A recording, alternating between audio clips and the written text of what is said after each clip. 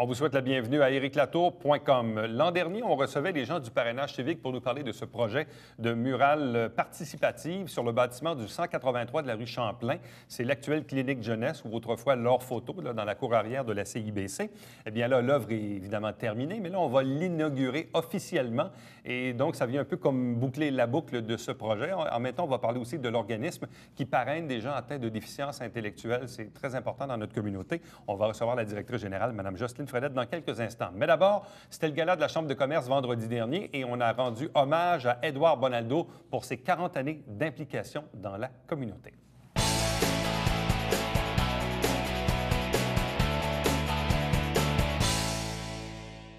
Vendredi dernier, c'était la tenue annuelle du Gala de l'excellence de la Chambre de commerce et de l'industrie du Haut-Richelieu. À chaque occasion, il y a bien sûr des prix qui sont décernés, personnalité d'affaires de l'année. D'ailleurs, cette année, c'est Mme Manon Bertrand que l'on aura en entrevue au cours des prochains jours, ici même à l'émission de Construction SRB. Mais également, on en profite pour souligner l'apport dans la communauté de certains individus qui ont laissé leur marque et qui sont toujours actifs. C'est le cas d'Édouard Bonaldo. Bonsoir, bienvenue et félicitations. Merci, Eric. Qu'est-ce que ça fait quand on souligne, et là c'est le chiffre magique, on souligne les 40 ans d'implication d'Édouard Bonaldo dans la communauté? Qu'est-ce que ça résonne en vous?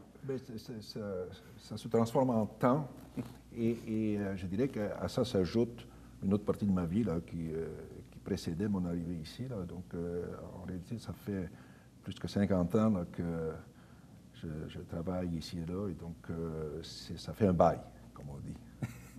Quelqu'un m'a déjà dit une fois, quand on reçoit ce genre de prix, c'est flatteur. En même temps, ça indique forcément, c'est la loi de la nature, qu'il en reste moins qu'il en restait. Parce que dans le fond, quand on souligne 30, 40, 50 ans d'implication, ça veut dire, oui, on a laissé notre marque, mais ça veut dire qu'il en reste peut-être un peu moins en avant. Ça vous fait pas peur?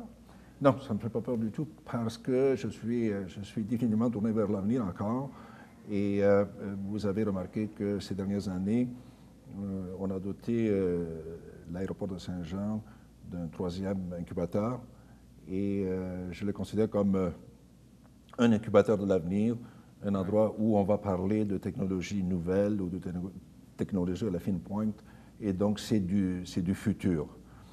Je crois que le développement économique se repose sur des principes, ou beaucoup de principes du passé qui existent depuis longtemps, mais maintenant, il faut lui ajouter les nouvelles dimensions des technologies nouvelles, des matériaux nouveaux. Et donc, il faut se préparer à ça. Il faut préparer surtout les jeunes à s'adapter à ces nouvelles technologies et à y adhérer. Vous êtes actuellement directeur général du Centre d'aide aux entreprises Haute-Montérégie, et ça depuis combien d'années maintenant? Depuis 2000, donc ça fait une quinzaine d'années. Déjà une quinzaine d'années. Vous savez qu'on a débuté du côté d'Iberville et en 2001, on a construit un premier incubateur. On a ajouté un deuxième en 2006. Le troisième devait arriver en 2010-2011 et il a été retardé à cause de la crise économique. Et donc, on l'a ouvert au mois de février, donc il y a 2 mois.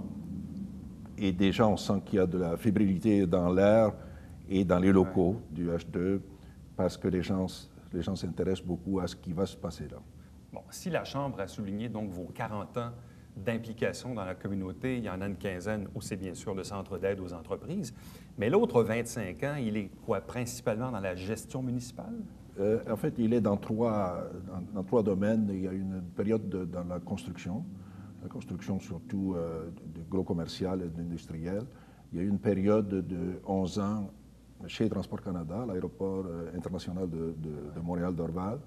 Et ensuite, il y a eu 14 ans ici à la ville de Saint-Jean, au poste de DG. Qu'est-ce qui a été significatif pour vous dans ces 40 années? Vous parlez de construction, vous parlez de Transport Canada, on parle de gestion municipale à la direction générale de la ville ici, à l'époque où la ville de Saint-Jean n'était pas fusionnée, c'était une autre époque. La ville a beaucoup changé depuis, mais comment peut-on laisser sa marque quand vous repensez justement à la construction ou encore à Transport Canada? Qu'est-ce qui vous vient en tête de cette période-là? Quel est le plus grand souvenir que vous avez de cette époque? Mais le plus grand souvenir, c'est en fait, c'est des petits bouts de souvenirs, c'est un cumul d'expériences que l'on prend à chaque fois que l'on fait quelque chose de différent. Et donc, le fait de changer d'industrie, mettons l'industrie de la construction, au transport aérien, à la gestion municipale, fait en sorte que j'ai des bons souvenirs partout. J'ai en fait d'excellents souvenirs partout, et maintenant je veux en construire des souvenirs ou en développer avec ce que je fais actuellement. Donc, je ne veux pas vivre dans le souvenir, je veux vivre dans le présent et dans le futur. Et c'est pour ça que je m'implique à mettre en marche ce bâtiment, ce nouveau bâtiment, ce nouvel incubateur que je dédie certainement aux jeunes entrepreneurs. Et c'est dans ça que je veux donc, mes souvenirs, pour moi, c'est de l'expérience beaucoup plus que d'autres choses, réellement. Mais je ne regrette pas d'avoir passé ni à un endroit ni à l'autre. C'est-à-dire que partout où je suis passé, pas de regret. Partout où je suis passé, j'ai appris, et je pense que je suis meilleur aujourd'hui que je l'étais à ces époques-là, avec ce cumul d'expérience. Meilleur dans le sens d'être capable de faire des choses. Donc, pour vous, résolument, vous êtes tourné sur l'avenir. Tourné sur l'avenir. Le moment présent dans lequel on est. Mais pour vous, le passé, vous n'êtes pas nostalgique? Je suis nostalgique de certaines choses, des fois, comme certainement un peu de la musique, puis des chansons que j'ai apprises à ma jeunesse. Puis ça, j'ai eu l'occasion d'en mettre quelques tunes sur mon iPhone, et ça me permet de me remémorer des anciens jours, des bons moments. Oui. Mais il demeure que ce que l'on voit aujourd'hui, ce que l'on fait aujourd'hui, c'est stimulant aussi. Puis je veux travailler, œuvrer à stimuler l'imaginaire des jeunes, pour qu'ils décident, à un moment donné, de faire quelque chose dans la vie, de se créer leur propre emploi et d'en créer d'autres. Notre mission à nous est celle de stimuler le développement économique, stimuler le développement surtout manufacturier, et de stimuler l'esprit entrepreneurial des jeunes. Donc, c'est surtout là-dedans que je veux me concentrer. C'est de ça surtout que je veux vous parler ici à cette occasion, parce que c'est le meilleur service qu'on peut rendre à la communauté que d'inviter la jeunesse, ceux qui sont en plein pouvoir, en pleine possession de leurs moyens, de faire quelque chose. Quand on a une feuille de route comme la vôtre, on pourrait très bien dire, je prends ma retraite, je vais passer 6 mois par année en Floride, puis je vais ainsi profiter de la vie jusqu'à mon dernier souffle. Or, vous, c'est un peu le contraire. Vous décidez de rester actif, d'avoir des projets. D'où vient cette motivation de vouloir continuer de travailler, de développer, de travailler sur des projets, plutôt que de peut-être profiter d'une retraite bien méritée, là? C'est probablement une question peut-être de mentalité, mais je ne suis pas le seul. Les gens de ma génération ont commencé à travailler très jeunes pour rendre des services par-ci par-là. Et donc, moi, je pense que je rends des services depuis l'âge de 6 ou 7 ans, où on commençait par garder les dindons à la ferme, là. C'est pas nouveau. Et moi, j'ai reçu beaucoup de la communauté locale ici, surtout, que je remercie. Et en plus de remercier la Chambre de commerce d'avoir souligné ce que j'ai fait. Mais donc, j'ai reçu beaucoup, et je crois qu'aujourd'hui, de plus en plus, les gens se réalisent qu'il faut renvoyer l'ascenseur.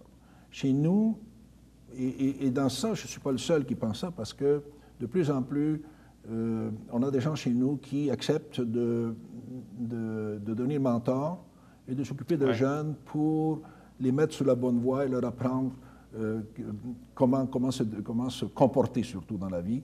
Donc, on a chez nous une équipe je dirais, 3 douzaines au moins de personnes qui, soit au conseil d'administration, soit comme mentor, soit comme d'autres formes de services, s'impliquent, je dirais presque quotidiennement, à soutenir l'entrepreneuriat surtout, l'entrepreneuriat de façon spécifique chez nous. Et de notre côté, on va essayer de rendre disponible du savoir et du savoir-faire pour que les jeunes puissent venir étudier dans une partie de notre bâtiment ici, où on va installer un centre mécatron, donc on va traiter de la mécatronique, et un centre de prototypage, et aussi une vitrine technologique, mais de niveau supérieur. Donc, on va avoir à l'aéroport une plateforme disponible est très accessible pour les jeunes entrepreneurs pour venir se faire la main et partir du bon pied avec du savoir qu'ils pourront venir chercher et aussi avec du support mentorial. En gros, le centre d'aide aux entreprises, c'est quoi? Bon, là, il y a le projet d'incubateur à l'aéroport, visiblement. Il y a la cellule de mentorat dont on parle depuis plusieurs années maintenant.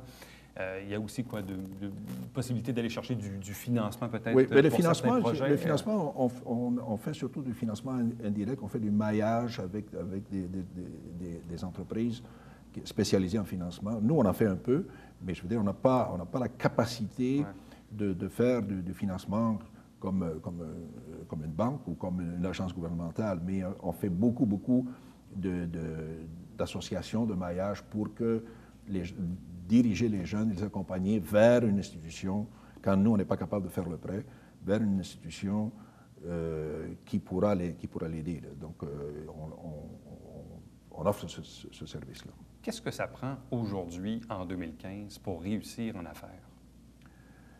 Ça prend beaucoup de volonté. Ça prend une bonne préparation, une bonne formation de base. Moi, je dirais que j'encouragerais les jeunes certainement à compléter les études secondaires avant de penser à se lancer en entreprise. Donc, ça prend une bonne préparation. Il faut se trouver quelqu'un qui va les suivre, qui va les conseiller, un mentor ou quelqu'un qui a des connaissances spécifiques. Et il faut y viser un produit de pointe. Aujourd'hui, pour réussir, vous ne pouvez pas simplement photocopier quelque chose qui existe. Il faut créer, mais il faut créer aussi dans ce qu'on pourrait appeler soit les matériaux du futur, soit des modèles du futur, soit des choses qui sortent de l'ordinaire. C'est pour ça qu'il faut, en quelque part, qu'on puisse stimuler l'imaginaire des jeunes. C'est eux qui sont les créateurs. Un peu comme le font si bien les gens des arts de la scène ici au Québec. Moi, je les utilise souvent comme modèle, ces gens-là qui font ou qui s'occupent, qui performent sur nos scènes, pas seulement locales, mais internationales. Et je pense qu'ils nous tirent vers le haut, ils nous donnent l'exemple qui veut qu'on peut réussir si l'on travaille très fort, parce que ce sont des gens qui travaillent très fort. Donc, c'est ces modèles-là actuellement qui sont mes modèles, les gens pourtant, moi, je ne suis pas du tout dans les arts de la scène, mais je trouve que ce sont eux qui tirent le Québec vers le haut actuellement. Et donc, je les félicite, puis je crois qu'il faut suivre leurs traces dans tous les domaines. Et quel est l'avenir de l'entrepreneuriat régional? Parce qu'aujourd'hui, on le sait, on regarde les corridors de consommation, les gens qui travaillent à Montréal. Maintenant, la région ici n'a plus que des gens qui sont nés ici, mais des gens qui sont nés de l'extérieur, qui viennent s'établir ici. Bref, la région, en fait, la localité s'est beaucoup régionalisée au fil des ans. Quel est l'avenir du monde des affaires et de l'entrepreneuriat dans une région comme la nôtre? L'avenir, là, je crois qu'il faut savoir qu'au Québec, il y a beaucoup d'opportunités. Il faut savoir les saisir, mais il faut travailler ensemble, il faut travailler en communauté, et chacun avec son talent, chacun avec son expérience, chacun avec son savoir-faire. Il faut travailler en communauté. On le fait ce soir, je pense qu'il y a un exercice ce soir, justement, dans ce sens-là, pour rassembler nos idées et savoir comment s'y prendre pour aller au moins aussi vite que la concurrence, et idéalement plus vite. Puis, il y a des beaux exemples de réussite ici. Puis, je souhaite dans un avenir prochain être capable de faire une vidéo sur ce qui se fait à Saint-Jean, sur ce qui se fait dans notre communauté. Les gens seraient surpris de voir tout ce qui se fait ici. Donc, il faut arrêter de se dire qu'il est trop tard ou les gens sont déjà trop... Non, il faut travailler, il faut essayer, mais il ne faut pas le faire seul.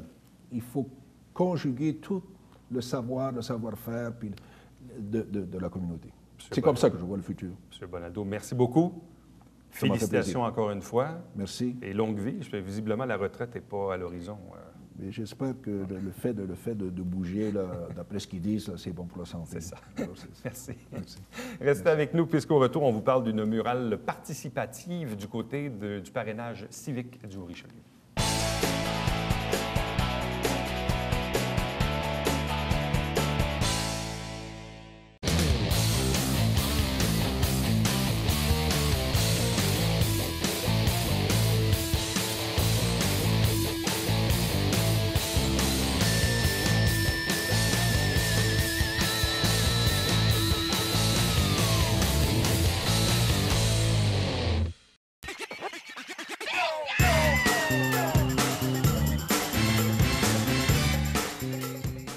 divertir dans le confort de votre foyer. Télébingo, TVHR, tous les dimanches matins, 9h30, avec votre meneur de jeu, Alain Rameau. C'est un rendez-vous.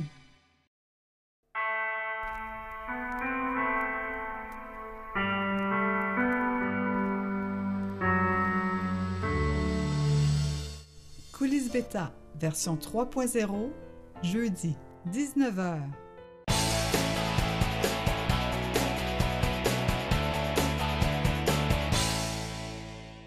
Parlons maintenant du dévoilement d'une murale participative au 183 de la rue Champlain dans le Vieux-Saint-Jean. En fait, c'est le bâtiment de la clinique jeunesse ou l'ancien L'Or Photo pour les plus vieux d'entre nous.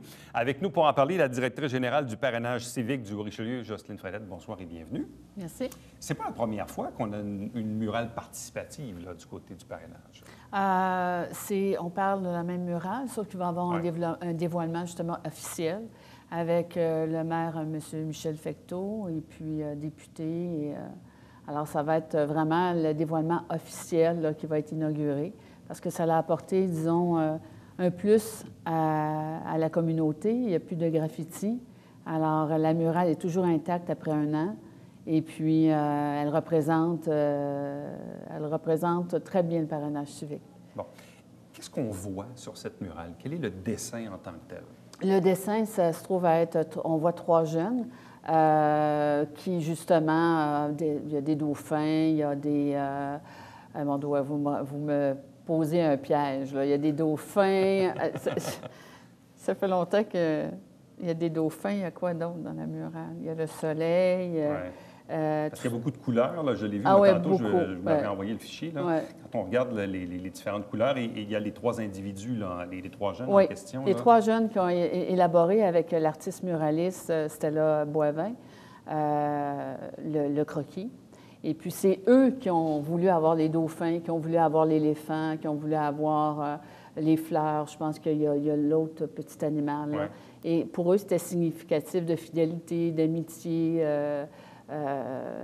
Ça a tout un sens, cette murale-là. Comment a démarré ce projet-là? Qui a eu l'initiative et comment avez-vous trouvé ce lieu-là là, du 183 Champlain? Bien, justement, ça a été avec des partenaires comme les propriétaires de l'immeuble qui sont, attendez, là, les immeubles JMC, avec aussi une subvention de tripartite avec la Ville de Saint-Jean, la MRC du Richelieu, et puis le ministère des Communications et culturelles.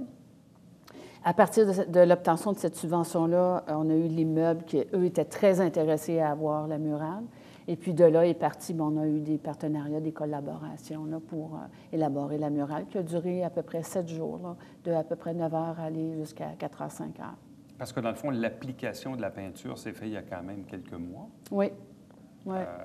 Ça devait être un moment un peu magique, parce que quand on a un projet, on l'a sur papier, mais là, quand on l'exécute, c'est 2 choses. Ça a été, oui, puis aussi, c'est la façon que l'artiste travaille, c'est en mosaïque. Alors, tout le monde pouvait venir peindre la murale. Et même les citoyens qui passaient disaient « Ah, c'est bien beau, voulez-vous venir participer? » Puis les gens venaient, puis ils venaient peinturer. Alors, oui, c'est un beau projet qui a duré 1 semaine, du beau à tous les niveaux. L'humeur, le temps, tout a été parfait, vraiment.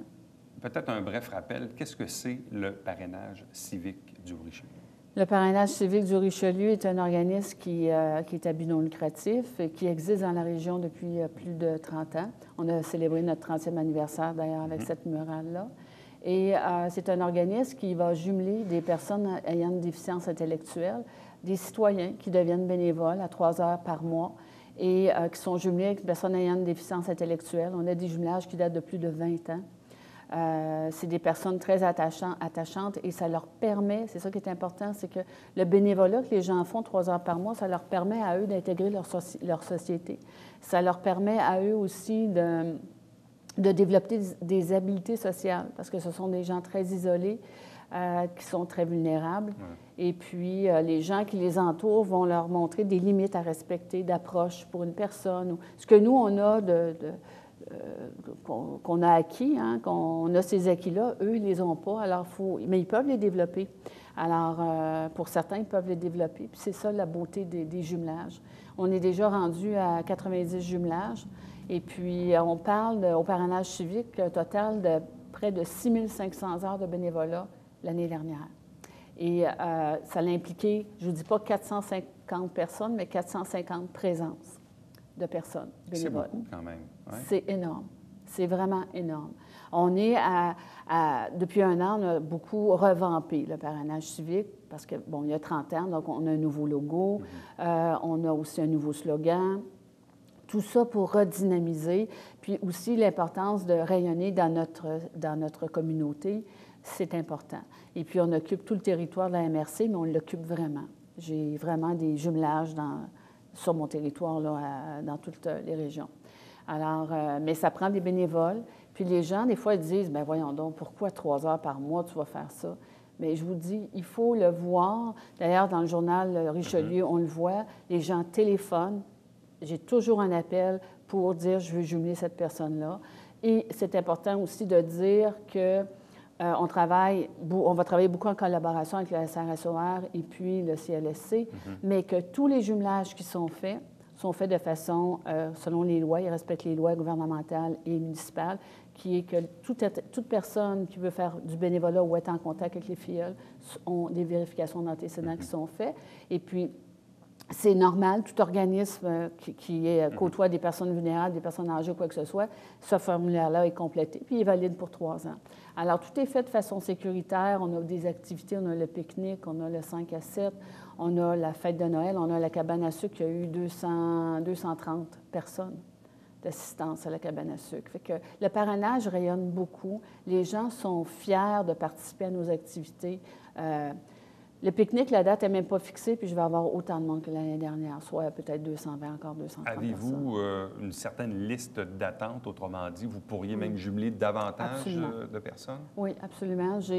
Ma liste d'attente a diminué, par contre, parce qu'il y a un gros changement qui est survenu au parrainage. C'est qu'auparavant, une filleule, une personne ayant une déficience intellectuelle, pour joindre le parrainage, devait désirer vouloir être marrainée ou être...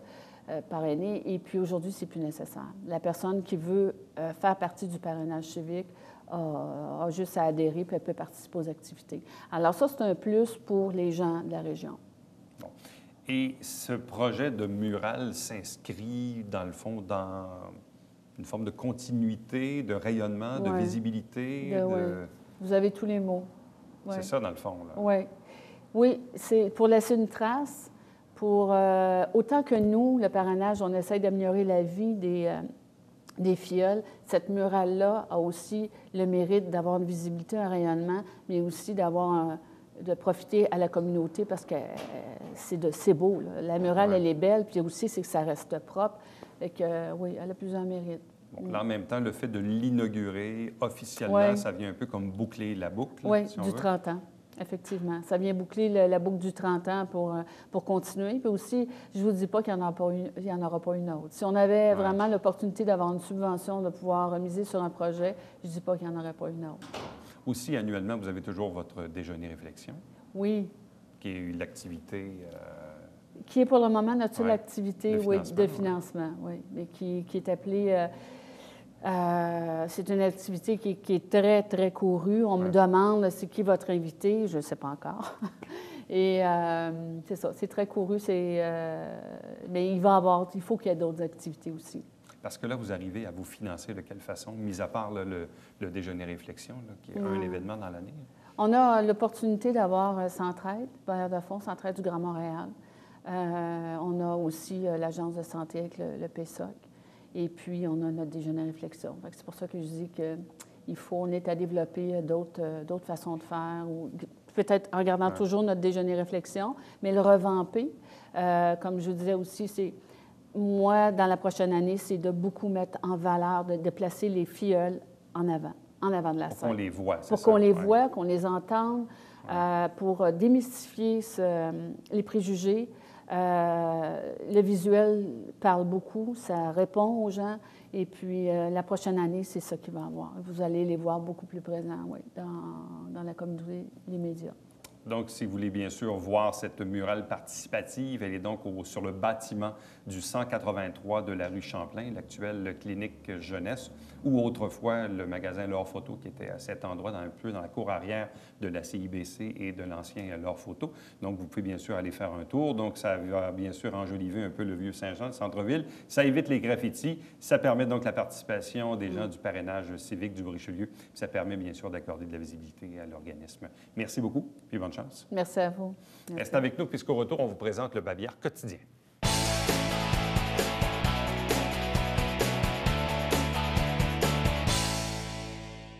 Nouveauté du côté de la police de Saint-Jean-sur-Richelieu, puisque vous pouvez dorénavant aller en ligne, donc sur Internet, pour un rapport d'événement. Vous savez, parfois, c'est des choses qui sont plus ou moins urgentes. Là, vous téléphonez, on vous demande d'aller au poste. Bon.